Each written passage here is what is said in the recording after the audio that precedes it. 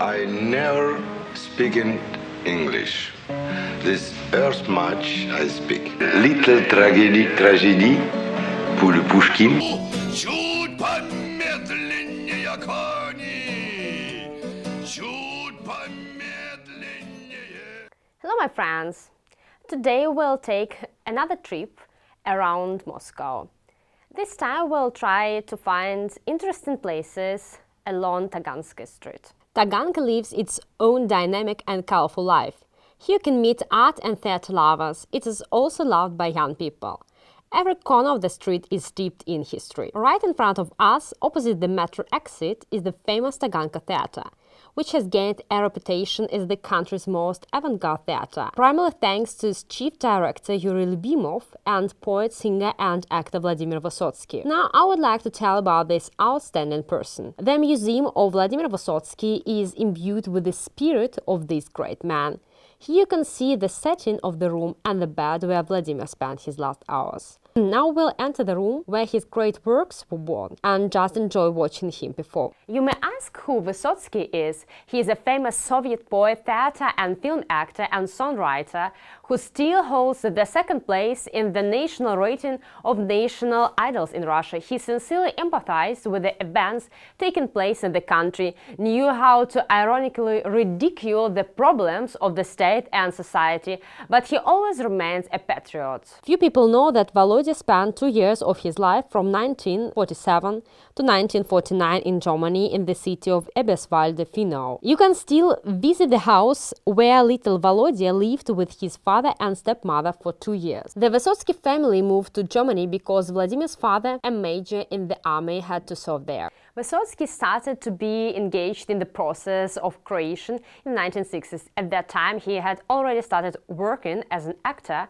and wrote poetry. Shortly after, Vysotsky's songs were used in many popular Soviet films, one of which is Ivan Vasilievich Changes His Profession. In 1979, journalist Valery Perevozchikov interviewed Vladimir Vysotsky, in which the bard told about himself. Vysotsky said that the desire to constantly work and feel inspiration is a feature of his personality. Happiness for him was expressed in traveling with a loved one. It didn't matter for him where to go with a loved person, to another country or to the soul of another person. The most important question he asked himself was how long he would stay alive. It seems that he wanted to achieve his most desirable goals before the death, and he managed to do it. Vysotsky's friends noted his high ability to work. When he was in a creative rush, he slept little, wrote sheets from top to bottom on one side, and over the first version he scrolled the sheet with corrections. Volodya never read poetry as a text without music. He always worked out the details. Only then the song came to life. I would like to add that Vysotsky's theatrical performances became popular and recognizable because of the role Hamlet. Vladimir was proud that he played Hamlet at exactly the age determined by Shakespeare, and for 10 years he was the only performer of this role. Hamlet for Vysotsky was more than just a role, just as many of the songs were more than just songs.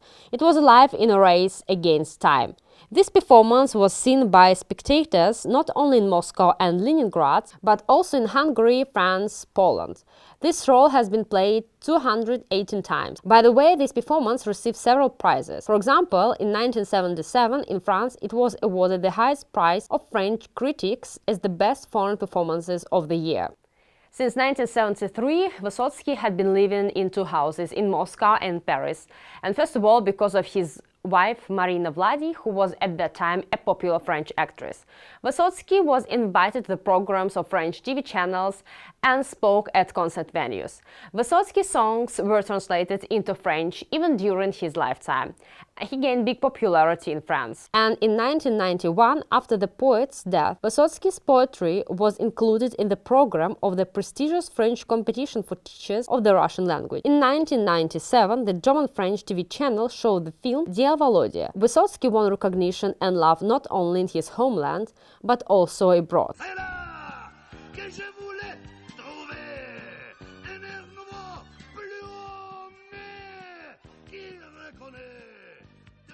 So, dear friends, our short journey is slowly coming to an end.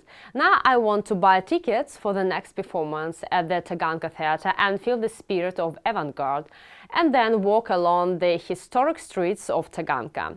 See you soon and bye!